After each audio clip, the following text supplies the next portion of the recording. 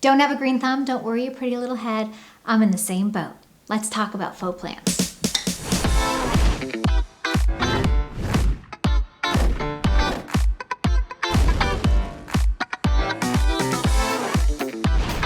Number one, don't put faux plants in really dark corners where a real plant would otherwise not grow. It's a dead giveaway that it's fake.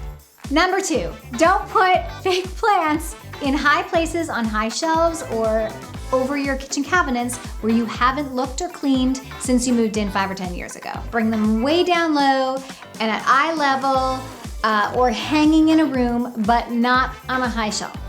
The real plants you water. So just by nature of being watered on a general basis and moved, they tend to get less dusty.